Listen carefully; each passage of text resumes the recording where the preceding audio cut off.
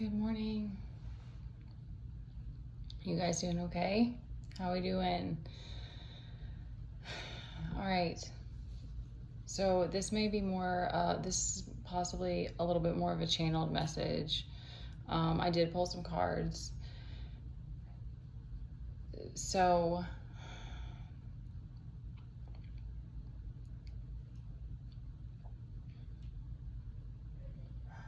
okay.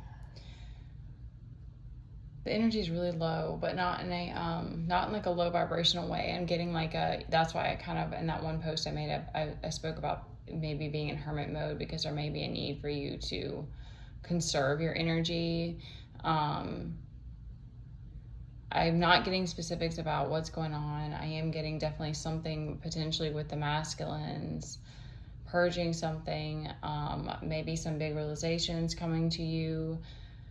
And I'm getting, there's a need for nurture and to remove any guilt for that. And there's something specific about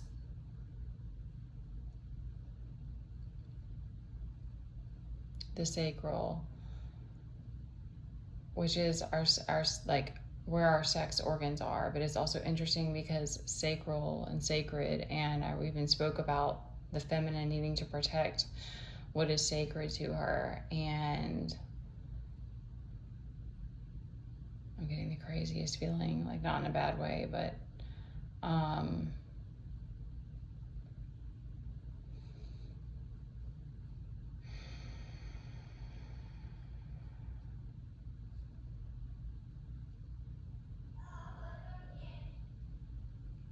okay, there's something, and I'm getting that, you know, most messages, there's some kind of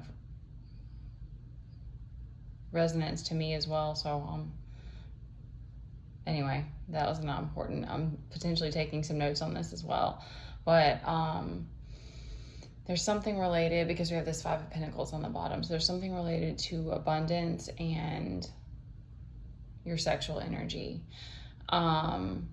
I've had a lot of interesting, like, not experiences, like, I've had an interesting healing journey with, like, my sexual energy, and related to, like, the father wound, and trying to just understand it. And okay, so here's the other thing that's coming to me, is that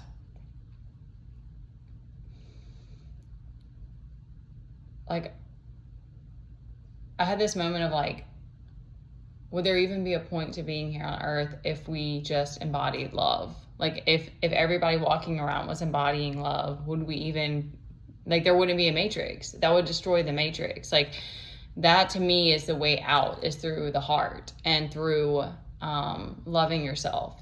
And yet we're still here, you know, even if you're in that moment and you're loving on yourself, you're still, and even if you do, you know, potentially like accrue abundance and these different things, it's like you're still here on a mission. So it's like, I don't know if here on earth, because of the collective shadow and everything else, and because we have trauma, that it's actually possible to just embody love all the time. And you're getting tested and all these different things.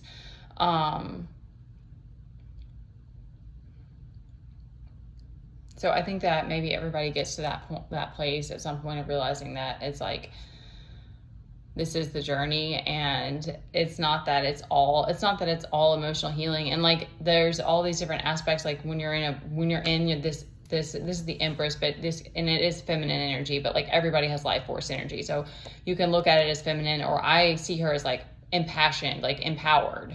The Emperor too, his energy is a little bit different, but you know, those moments where you're just like full of passion and you feel empowered to like do whatever. Like there's so much more to life on earth, like having purpose, like having connections with others, like learning the knowledge, and all of the other parts. So it's like, there's joy and excitement and play as much as there is dark moments. And the more that you can detach to even your past and your story and the people from your past, it's like, it's going to be this individual process for you, but there's like, there are emotional like attachments there that once you are able to move through them and let them go, that the easier it is to come back to neutrality, to compassion for yourself, to gratitude. And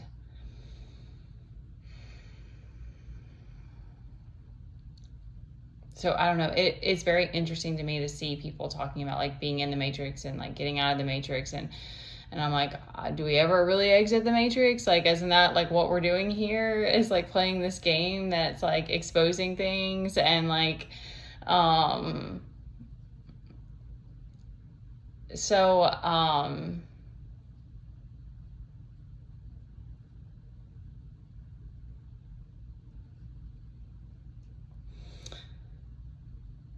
there's a closing of a cycle.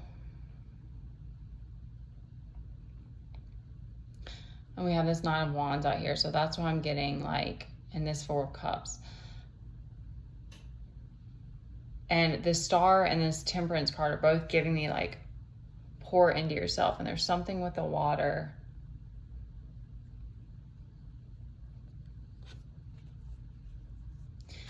Because I had this, and we have several Kings out here, but we've got 2 reversed. So there's some anger, and possibly seeing you persevering. I had this realization that like, one of the big tests for me is not seeking validation, and being able to persevere when I don't have support, and when and I kind of already knew this, but it's just, I didn't realize how deeply embedded that, and it's self-worth related. That was the other piece, that's like, there are these deep hurts and pains and weaknesses, essentially. Like, it's something that when I'm only doing things for validation, that becomes a weakness. So because that's the other part, is that once you start to recognize like, these weren't just things that were done to me. These are things that I have to take my power back. Like, I have to rebuild that self-worth. Like, I have to not be a people pleaser or whatever. And I'm just giving these as examples. But, so, you know, that came to me recently, of like all these comments and these different things that are like, but then the more that you come back to yourself, the more that you trust yourself, the more that you listen to God, your intuition, and trust your journey, that you're just going to grow in time. And, okay, that was the last thing I'm going to end with. And I know my energy is super, super mellow, you guys. So I just hope that it fits for whoever needs it. Because there's this need for flow too. I'm getting that too with the water, and there was a song about it. So there's like this need to just like find the flow, or just flow with whatever's going on. There is this aspect of like pulling others, you know, like, but I keep coming back to this, like, that's another trap that we can get caught in, because that gives you a sense of purpose, and that gives you a sense of validation to feel like, I'm doing this for other people. But, and that's, so it's a crazy balance, because it's like, it's not that, like, it's like if you get too far away from yourself and, not pouring from a full cup, like not pouring from a place that you're empowered or you're impassioned, or, you're giving from overflow, essentially, then it's like, once it becomes like you're doing it for other people, or because you feel like, because there's that savior archetype. I have it too, and a lot of men have it, that is like, you feel like you feel that it's a responsibility that it may even be like past life related, or just with the way men are, that is like, you feel that protective aspect of you feels like you're supposed to save people, but there's this attachment there that it's like, then you're not,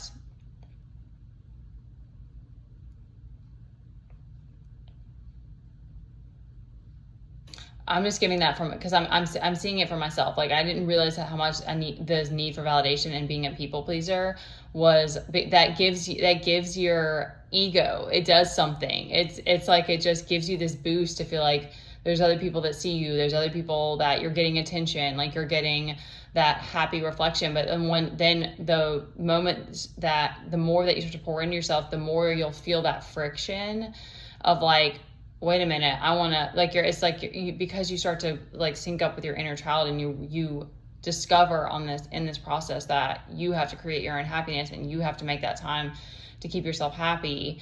And the more that you do, the more that you come back into yourself, thank you, that the more that you'll see the difference in the reflection, the more that you'll see this kind of disparity. And it may even, for me, it shifts into like people trolling you and like hating on you.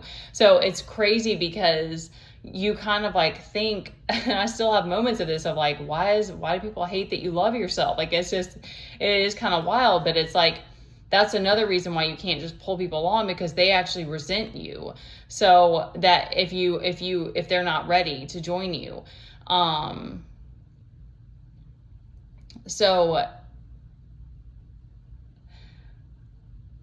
it's almost like you don't get to know why it is the way it is, because people have to learn on their own. And really, that's beautiful, because that's freedom. That's non-attachment. That's the opposite of codependency. That's interdependence. That's, I love you, I'm sorry that you hate my reflection, I love you anyway. Like it allows you to be able to be that. And it still hurts sometimes. Like, it still is going to piss you off sometimes, and like, you might have to turn, like, or for whatever, you don't have to turn off comments like I do, but like, you may have to do something, to be able to walk away from it, or like release that pain. But it's like, it allows you to still love people where they are and not have to like pull them along with you, or make them see you a certain way. Okay.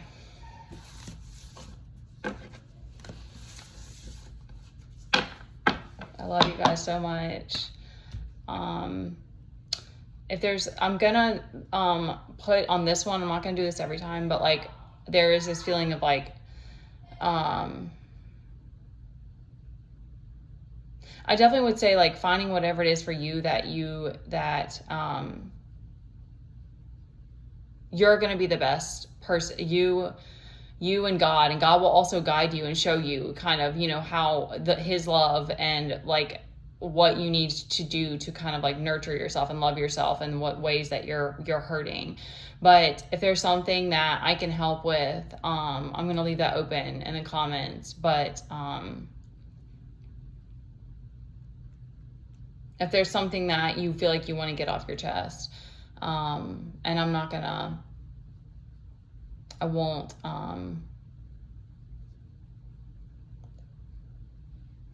make a post about it.